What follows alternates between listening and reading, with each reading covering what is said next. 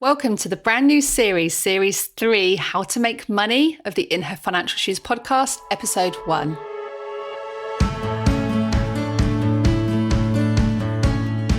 Welcome to the In Her Financial Shoes podcast with me, Catherine Morgan, founder of the Money Panel, helping you to get financially naked. Listen in each week where we talk about that taboo subject of money. Listen to brutally real life stories, step into our guest shoes and be left feeling 100% confident and in control. Oh, and we hate financial jargon, so don't expect any here. Small steps, big wins, let's go.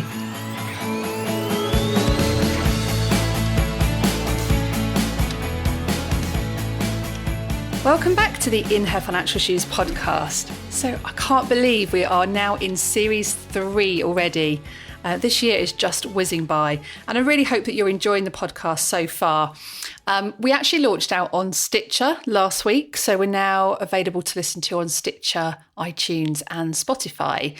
And for those of you that are used to listening to the podcast will know that we've been purposing out the podcast also as a weekly blog, so that if you're listening to this in the car or out on your journey somewhere or walking, then you can actually go back to some of the notes that we've made around the podcast and grab any links or relevant mentions from the podcast itself. But we've also decided in this series 3, to go also onto video. And for 2 reasons, really. One is that we've had some feedback from some of the listeners that they like to see video interviews. They can see the person being interviewed, they can see the face-to-face. And actually from an interview perspective, I think that the way that you have conversations over video is a little bit different to just having it over an audio. So it's been quite an interesting journey for me to think about how I change my sort of interviewing skills, so to speak, with my guest experts. But we've actually just done today's podcast episode on video, and that will be available for you to have a look at on YouTube and also on our website.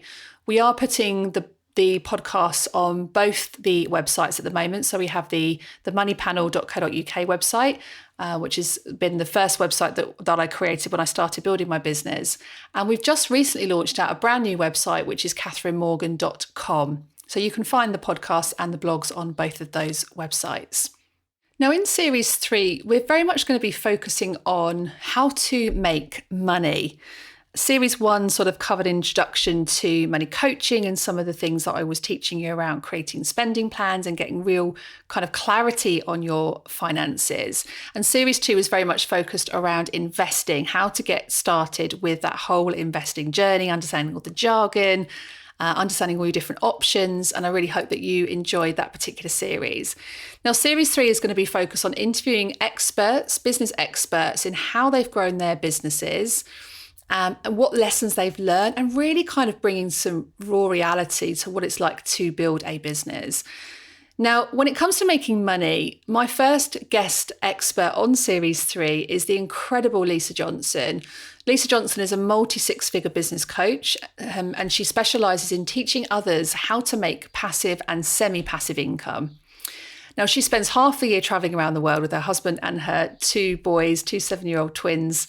And she's just recently been featured in Forbes, as well as in Psychologies and The Guardian. Now, the great thing I love about Lisa is she is so real. She is a completely straight-talking coach for entrepreneurs. She is very well known as the passive income queen. So I thought she would be an amazing expert for me to interview, for you to listen about, some of the things that she has done to build her very successful business, but also some of the challenges that she's come across as well. Now, for this particular series, we are going to break down these interviews into 2 separate episodes. And the reason for that is that I know that you guys have super busy lives, and often it's much easier to listen to a quick 20 to 30 minute podcast than it is to listen to a 1-hour podcast. So this particular episode is focused on Lisa's personal journey. Some of the things that we've spoken about have been very much related to her experiences growing up and how that impacted on her building her business. And then episode 2, which comes out next Monday, will be focusing very much on her passing her expertise, skills and tips about how to build passive and semi-passive income. So I really hope that you enjoy both episodes. But the episode today is focusing on Lisa Johnson's personal background. And with that, I have a very, very warm welcome to Lisa.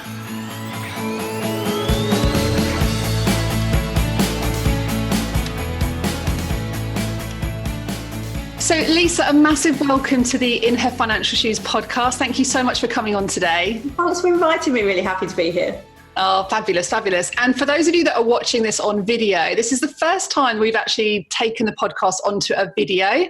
I've been listening to some of the feedback from the listeners, and I think there's a different vibe actually when you've got the option to listen and read on the blog and watch on a video. It kind of just, it helps everybody then to digest. It's really different, isn't it? Having that whole dynamic of actually being able to see each other as well. Yeah, 100%. So Lisa, thank you so much for coming on. And this particular series, this is the first episode in series 3 for us. And I know that you'll really resonate with this, Lisa, about kind of just being really real and telling it like it is. That was the name of your podcast and your YouTube videos. But for me, that's really important because when you're running a business, it's really important to actually talk about not just the successes, but also the challenges that we faced on how we build our businesses as entrepreneurs. Absolutely. And what I would love to do in this particular episode is to to kind of talk to Lisa about her personal journey. And then in the next episode, we're then going to get really into the nitty gritty detail of what you're very well known for, Lisa, as the passive income queen. But I really want to understand and get sort of quite deep around your personal experiences and how that shaped how you've got to where you have got to today, which is just a phenomenal position to be in. So Lisa, could you tell us a little bit about your sort of humble background and how that has influenced how you've got to where you are today? Yeah, it's hugely influenced it. So I grew up in council housing. So we didn't have any money when I grew up. And I didn't really realise that we didn't have any money and that was a problem until I got a scholarship to a private boarding school. I didn't board, I went as a day pupil, but it was the most prestigious school like in our area. And I got a scholarship and I went there, and then I realised that I wasn't the same. And other people made me realise I wasn't the same as them. And I ended up being bullied for the whole time I was there just for being what they classed as poor. They were all picked up in their Bentleys, and I was picked up on the back of my single father's motorbike. He was a single dad that brought us up. We also grew up as Mormons, and so that was just another thing that was a little bit different. And I think that when you have any differences about you at that age, you just get picked on, and it's just something that you stand out for. So yeah, it wasn't a great time for me, and it's definitely kind of made a big impact on how I act now, because when I started as an entrepreneur, I wanted to make sure that people that didn't come from a silver spoon background, didn't have money handed to them by mum and dad, could still do what they wanted to do in life and could still follow their passion. Because it doesn't make a difference. It doesn't matter where you come from. It matters where you go. And so that really, because I had that background, it resonated with other people who also had that background. And I was able to teach them how to not let that kind of money mindset, if you like, because I had a very bad money mindset growing up, how to not let that hold you back. And especially if you've had any adversity in your life, such as bullying, how to make sure that that helps you succeed rather than holding you back, because it very easily can hold you back. And even as an adult, I've been bullied online in the industry many, many times. And if I hadn't have worked on my mindset because of what happened to me as a child, it would have made it it would have been a massive block to me as an adult. So I like to help people with that as well.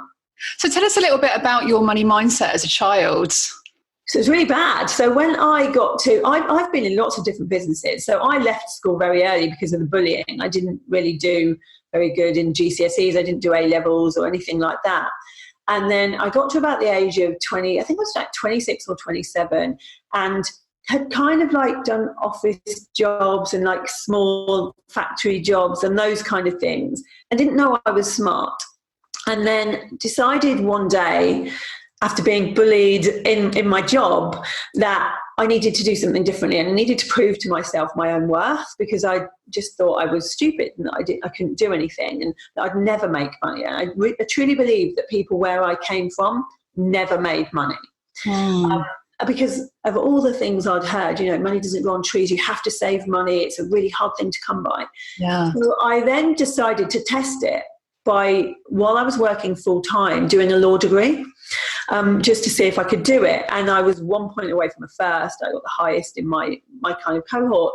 And it made me realise that actually not everything I'd been told was true necessarily, which means that maybe the money thing wasn't true either. And I started to question myself.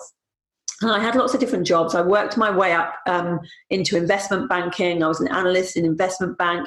I was earning okay money there. You know, it was pretty good money, but something kept stopping me earning my full potential. And in every job, I was an actress, I was a TV presenter, and I was never quite fully earning that full potential.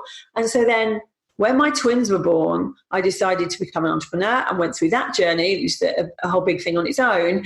But I couldn't hit, like within the first 5 months, in the first couple of months, I had enough knowledge that I knew I could make money.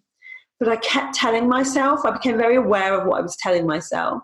And I was telling myself that people like me don't earn 6 figures.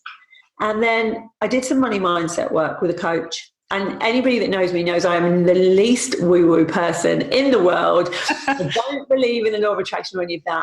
But with the money mindset work, it was all very scientific. It was like, if you think of money in a negative way, why would your subconscious go out and try and make more of it? Yeah. And I realized that I'd definitely been thinking of money in a negative way. I mean, when I was younger, if people who were smartly dressed or in nice cars came past, my friends and family would say expletives, you know, about them, like they're bad people, they're not good people, look at those trying to show off. And I think why we thought of like that, and I didn't even know realistically that was even going through my head. I started listening to myself. I did some money mindset work. 2 weeks later, I hit 6 figures. 6 months later, I hit multi-6. Wow. So your money mindset really held you back from massive potential. Yeah. And I mean, I hear this every single day when I talk to business owners, when they bring some focus, and I think you even use that word, focus and clarity, like awareness to the messages that you've grown up with. Sometimes even just understanding what those messages are enough to kind of give you that bit of a trigger. Awareness around it. And it's true. What messages you heard as a child? What kind of things did you see? When I think back to me as a child, the first things that I witnessed about money were parents arguing. So there was all this negativity around money that I didn't even know existed. And I certainly didn't think it would make a difference to me. In fact, I thought, well, if I didn't have money, surely I would want to make more money. But it goes beyond that, goes deeper than that. You have to do that work to get there. Yeah, and I'm kind of similar to you. Like, I think there is a lot of woo-woo-ness around, around money mindset and law of attraction. And, you just wake up in the morning and suddenly there's £1 million in your bank account. Yes, and it will happen. And actually, I really want to explore that with you when we come on to doing your business interview around passive income. Because again, I think with passive income, people think it's this, I'd like some passive income, please. And they don't realise that actually passive income isn't passive. You've got to work hard for it. And we'll talk about that on the next interview. But I think the same with money mindset. It's not this woo-woo thing. It's just bringing awareness to some of the messages that we've heard growing up around money. And then, as you've just beautifully described there, thinking of what evidence is there to support that view? What evidence is there that people who drive Bentleys are posh and snobs and horrible people? Yeah, exactly. And we just take these things as a given because everything we've heard between 0 and 7 are what makes us. So if we've heard those things as a child, we've taken them as a given already. We haven't, we wouldn't challenge them at that age. It's only as an adult that we might challenge them, but we don't know what we're challenging then because we can't remember what we were told. So it's really interesting to go back and kind of think about the things you heard and the things you saw and just become more aware of what you're telling yourself on a daily basis. Yeah. How does that impact? So as a mum of twins, how old are your twins now? 7. Wow. So how did that impact how you brought up your own children in terms of your experience of being bullied at school and then also your money mindset? Well, first of all, I was very glad they were twins because I thought there'd be less of a likeliness of them being bullied because they'll have each other's backs. So that was a good thing. But with money mindset, I will admit it's a very difficult balance to get because I want them to realise that anything is possible, but I don't want them to be precocious, spoiled brats. And it's a fine line because if you tell somebody, if they ask for something, I want them to know the value of money. So sometimes I say, well, no, we don't have enough money for that. Or you you haven't earned that money to be able to buy that.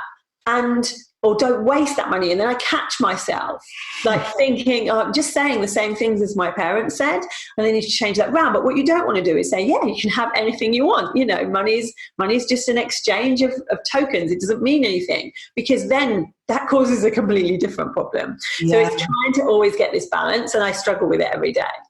Yeah, it is a struggle. And I'm just looking at myself in this video. I've still got my pearl necklace on that my almost 6-year-old gave me this morning. It's come from a party bag. Bless him. But yeah, it is tricky with kids, isn't it? But I think, like you say, you've just got to get that balance between educating them that money isn't free, that you have to work, but then also that the concept of working hard I don't like either. To teach kids about you have to work hard for money, because then when people hear that message of working hard, then when they go into either in a job or their own business, they're on this rat race game of this constant treadmill of just work. And it becomes a self-fulfilling prophecy. If you tell yourself you have to work hard, you will then have to work hard. If you tell yourself you have to work smarter, it's different. So we play games with the kids, and I caught them upstairs once with a little game with each other where they were buying houses that they were drawing, like making them look better and selling them on for a profit. And then I knew that my work was done. That's fabulous. Oh, I love that. That's brilliant. I'm actually a twin, Lisa. I've got a twin brother. Yeah. He lives in Australia now. Oh, mine are 2 boys. I didn't get the girl. I got 2 boys. Me too. I've got 2 boys too. Yeah, it's all good. We'll have to exchange some tips sometime about raising 2 boys. Has that experience of being bullied at private school, has that impacted your choice on schooling for your children? Yeah, a little bit. I don't agree anyway with private school because it's elitist, and I think that everybody should have the same opportunities in life. And so I don't think I would have sent them there anyway. I did think about it for a little bit, because you can't help but think of the opportunities that are there.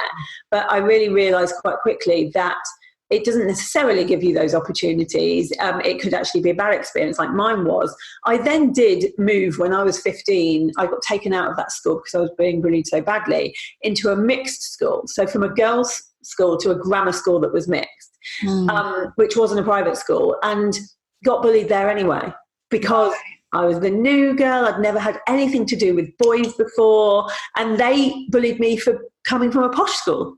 So I couldn't win either way at that point. So I don't think it's necessarily the money that, I've realised these days it isn't the fact that they had money that made them like that. It's just anything where you're different.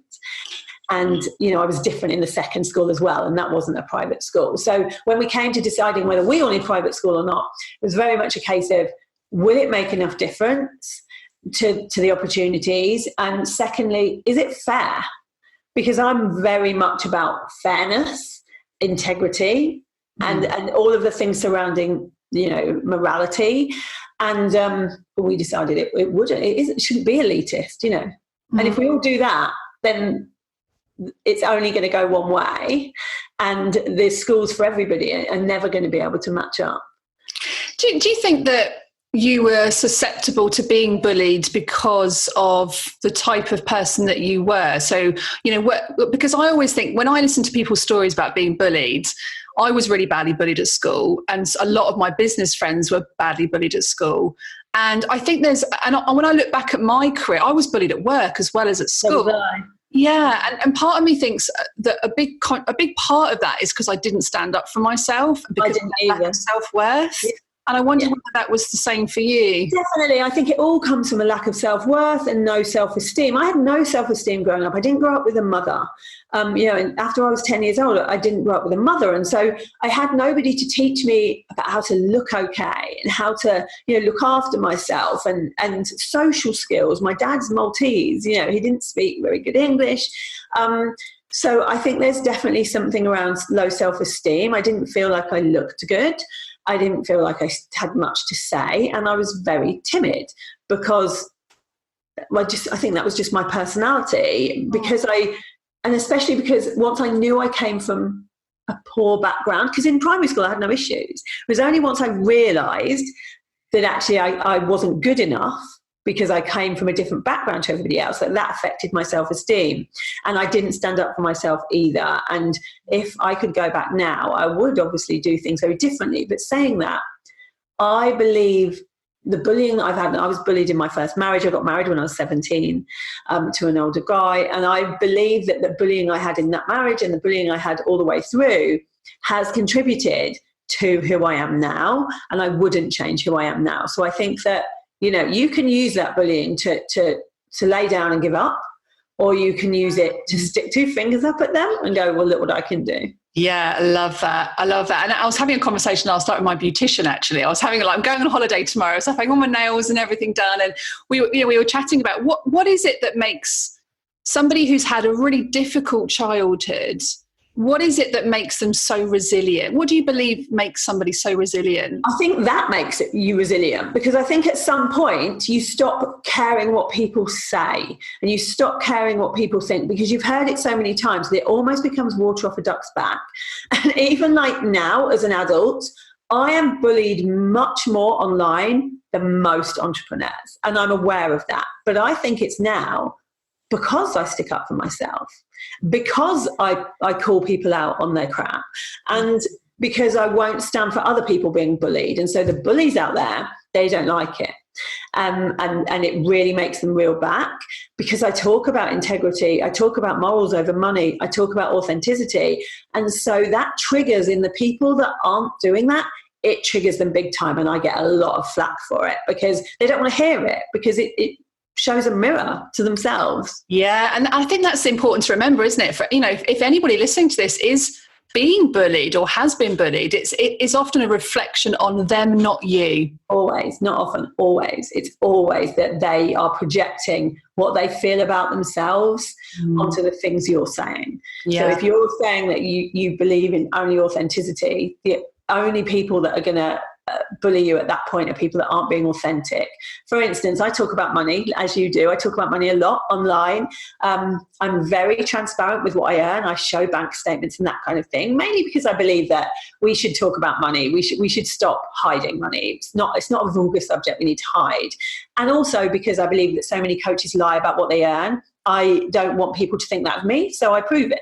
So I show it. And because I talk about that, I then get people that aren't earning what I'm earning having a go, saying, oh, these coaches that talk about earning multi-six figures, who do they think they are? I think it's wrong. And every single time, I've never had anybody that is earning what I'm earning have a go at me about it. Yeah. It tells me something. Yeah, absolutely, 100%. And this drives me nuts, right? And I was having this conversation with somebody yesterday, because I was asking them about, what do you need to earn in your business? We were trying to map out where does she go next with her business? And she was talking about memberships and online courses. And I said, look, what do you need to earn? And she said, 10 grand a month. And I said, why 10 grand a month? Yeah, where'd she pluck that from? Yeah, and it came down to the fact that, well, that's what online coaches are earning, so that's what I should be earning. And it was like, but you're the first year in your business. If you try and set these expectations to earn 10 grand a month in your business, which is achievable, but in your first year of business, if you're striving for something like that, which is great to have a financial goal, right? But actually, all that happens is then we beat ourselves up and feel bad that we're not earning. Not everybody can earn that amount either, not even in the first year, but in the first 5 years. It depends completely on what you do, what kind of business you have. But also, why don't we strive to have success as what we really want it to be, rather than what we think everybody else thinks success is? Some of my clients' success is spending 2 days with their kids at home rather than working. That's not a monetary goal, but it's still success to them. I think it's bizarre that people always go for these big numbers very quickly. They don't need to do that. Some people want that. My biggest goal was money, but not everybody's goal is. It's other things. And yeah, there's no point copying any other business models either, especially because half of the stuff you see online isn't true. Yeah. So you're all striving to do something that isn't even there, You're trying to be somebody that's actually only giving you a highlight reel of their life anyway. Yeah, and we're going to do a deep dive on that in the next session. Lisa, tell me, what are you really passionate about? So putting the business to one side, from a life perspective, what are you really passionate about? I'm passionate about 3 things. Stopping bullying in the online industries as adults and children. And I do a lot of fundraising for bullying charities, including Bullies Out, which is a really good charity in Wales. I'm passionate about that, and that's why I do inspiration days and things like that for people that have been bullied. I am passionate about travel. I didn't see any of the world until I was like 23. I went my first trip abroad, and now I've been around the world, and I love it, and I want my kids to see that. And so I'm passionate about having enough time to travel and to see things. And I'm passionate about freedom. I think you only get one life, and I think that we spend that one life sometimes doing what we think we should do. And I realised quite early on that I wanted an extraordinary life. I didn't want the same life that everybody else has told me that I should have and that I should be happy to have. I wanted something extraordinary, and I now have that. And people now come to me because they want something extraordinary. And why shouldn't they? Whatever that means to them. You know, it doesn't necessarily, everybody's different. It all means different things to different people. But we can get that, and we have to try because we get one chance. Yeah, 100%. And so how do you balance that freedom with having 2 7-year-olds? I take them with me whenever I can. So they travel for around 9 weeks during the summer, with me wherever I am. If they're on any kind of holiday or half term and I'm away, so we went to New York. I had a one-to-one client in New York. They came with me. My husband left his 9 to 5 last year to work with me, so he's now able to do all of the kid things. So if I'm in a one-to-one in New York, he can take kids out and spend time with them. So it's actually quite an easy balance for us because I have him and I have a massive support system there. My sister also works for me. So, you know, I do have a great support system in place to help with the kids. But I like to be with them as much as I can. So I take them with me and they get to see things. And sometimes that means I break the rules and take them out of school. Because they were doing about Pompeii at school. And I was travelling around Europe, so I took them to Pompeii. They can learn more there. The actual real life Pompeii rather than just on paper. They were doing about the tallest buildings in the world, and they were learning about the tallest buildings in the world, so I took them to Dubai so they could see it. I don't think teachers can have a go at me for that. No, absolutely. Oh, good for you. Good for you. So you mentioned there so your husband gave up his 9 to 5 job. How was that? How did that conversation happen? Yeah, well, in the first year of my business coach at the time, and I've always had business coaches, told me to write a list of all the things that I really wanted. And I humoured her because I was still at that point thinking I can never get these things. So I humoured her and wrote down this list, and she was like, go big. And so I was like, okay, I want first class flights to New York. I want, a whole new wardrobe. I want a Mulberry handbag. And I wrote a list of 20 things. And last on that list was, I want my husband to be able to leave his job and work with me. Because he didn't love his job. It was a job, and he had nice friends there, but he would have loved to work doing what he really wants to do and working with me. So that was the last thing on the list. And the year finished, and I got 19 of the 20 things, all got, ticked them all off, all of the first class flights, everything I'd ever wanted. Moved to a new house, bigger house. We did everything we wanted, but there was this one thing left, and it was that Sam hadn't left his 9 to 5, and he handed in his notice 7 days later. So we were late by 7 days, but he managed to do it. But yeah, we really always wanted to work together. And so he started, I had another business, Carmela Weddings, and he took over that business for a while. And then obviously the coaching it kind of went stratospheric very quickly. So he started working for me in that. And now he's set up his own business doing copywriting because he found that he was actually brilliant at it. And so now he's got his own business and I'm losing him. And so having to bring on more staff. Wow, that's incredible. I don't think my husband would ever work with me. Really? We often have this conversation because, he does enjoy his job right now, but we've often had this conversation and we're quite different. So sometimes I think it would be quite beneficial in a business. Yeah. Good to have different strengths. But who knows in the future? Who knows what will happen? But I just find it really interesting how couples come together in a business. Yeah. And it kind of had to go that way because my whole thing is I wanted to travel. So I'm a big believer in life design before business design. So I sat there and designed the life I wanted first, which was I was traveling all the time. And then I was with somebody who had 4 weeks holiday, like could never travel with me because he could only have 4 weeks. And so that was never going to work because I wanted to travel with him, with my family, not on my own. So yeah, it became easier when he left. Yeah, amazing. And then the last question I want to ask you, Lisa, before we go into the next episode, which is going to focus very much on the business, because I'm really interested to hear about, you've mentioned several businesses already that you have. And obviously, as the passive income queen, I would expect no less. But before we kind of dive into that, what would be the one message that you would want to leave listeners with today in terms of one lesson that you've learned from your personal experiences, that if you were looking back and having that conversation with your younger self, what would you say to yourself? I would say to remember that other people's opinions of you don't pay for the lifestyle that you want. And therefore, they don't matter. Because there's too many people that are so worried about being bullied online, worried about being judged online, worried about putting certain messages out there because they're a bit Marmite and they might cause some controversy, that they're not doing it. I say, don't give a toss about what other people think. Follow your own path, do what you want to do, and the right people will be attracted to you.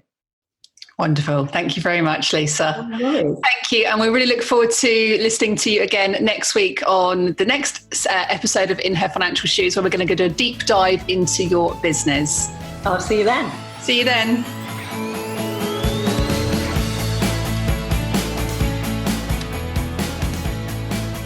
Thanks so much for listening to today's episode. I really hope that you enjoyed learning a little bit more about Lisa's personal journey as to some of the challenges that she has faced and managed to, really turn around to make her the resilient, strong woman that she is today. And next week, we're going to be really digging in quite deep with Lisa's business in terms of how has she made, become a successful business owner in terms of creating passive income. So thank you so much for listening, and we'll speak to you next Monday. Take care. You've been listening to Catherine Morgan's In Her Financial Shoes podcast. If you enjoyed this show, I'd love it if you could leave me a review on iTunes. And don't forget, if you're feeling stuck and overwhelmed and want to learn more about being financially resilient, confident and in control, head over to www.catherinemorgan.com.